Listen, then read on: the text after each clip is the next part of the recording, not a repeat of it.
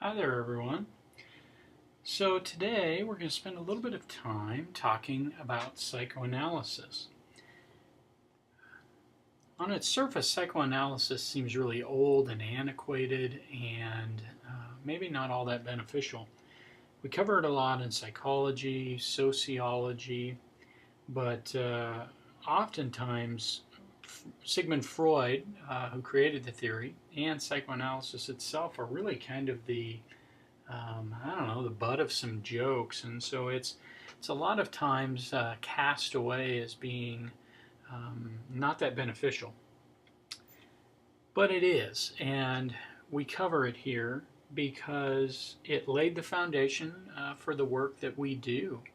Without psychoanalysis, the next one wouldn't have come, the next one, and the next one, and the next one. And so psychoanalysis deserves a lot of credit for being the first one out there. Now, the theories that came after it really established themselves as either being polar opposite of psychoanalysis, or the other way, picking pieces of it that it liked and then adding others. And so really laid the foundation. Psychoanalysis was also the first to look at mental illness as something that talking could help. Before this, we would do things like a good bloodletting, demonic possession, really severe and intense approaches to correcting it. It's the most comprehensive theory of personality and psychotherapy, and so it's strong in that way. And I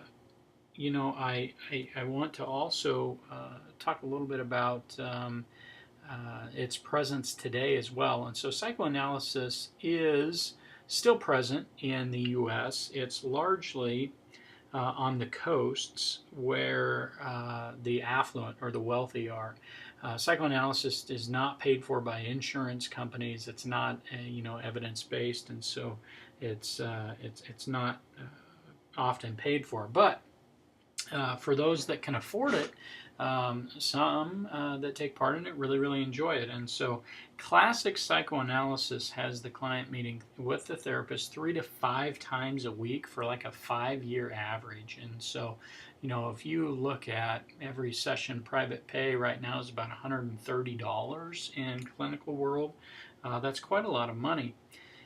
But I want to also say that it is alive and well in Lithuania. And so in the summer of 2014, I was blessed to go to the International School Psychology Association conference in Kaunas, Lithuania. And so when I was over there, I was surprised to learn that, largely even to this day, psychoanalysis is the one that is looked to for kind of the go-to, and so it's still taught often there.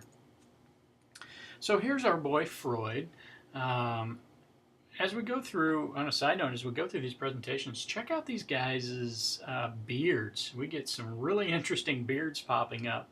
But I also want to say that as you're going through this class, be watching for how many theorists are men and what's their ethnicity. What you're going to find is that it is predominantly, overwhelmingly, white men that have created these theories. Not only white men, but white men from high socioeconomic status as well. And so that's, I think, kind of important to note, because all of these theories that we'll be talking about are they're time and place bound, and so time frames that they rose in, that they became important during, is important, as is the place. And so we're going to find that a lot of these came from Vienna, Austria. And so if I ever get my time machine, the DeLorean, fixed up, the old 84 DeLorean from Back to the Future, that would be a really cool place and time to go to, because so much of these theories,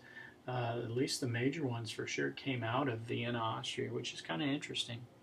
Okay, so I like to also give a little bit of background on the theorists here so that we can sort of get an understanding of who the people were, because a lot of times who they were, how they lived, what their relationships were like drive these theories. And so for Freud, he was the oldest of 8 kids in a crowded apartment.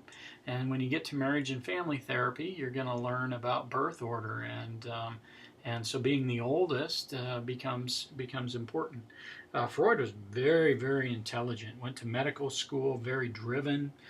He had his degree at 22. He was a lecturer at 26, and so he was teaching medicine at 26 years old, which is really quite impressive.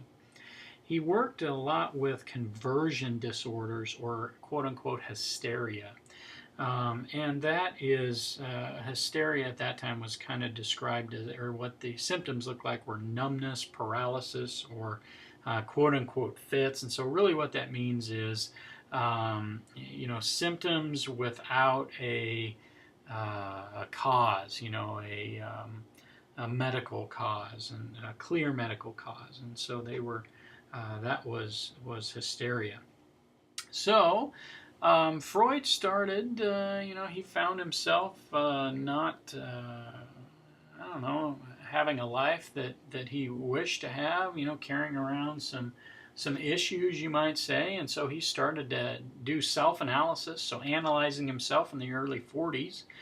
In his early 40s, which led to the start of this. And so it really is kind of an interesting arrogance, perhaps, that, this worked for me, therefore it's going to work for everyone. And Freud really, really had that. He also had a really low toleration for dissent, and so Freud had a lot of followers, one of which we'll learn about next in Adlerian. And boy, if you were on the inside, you were a buddy. And if you were a buddy, he would do things like he would give rings to his friends, and he really took care of his buddies. But if you were on the bad side of him, boy, you sure got that wrath as well. And so there's a lot of really interesting letters going back and forth from Freud to Adler. And so if you get a chance someday, take a look at some of those. They really are interesting reads.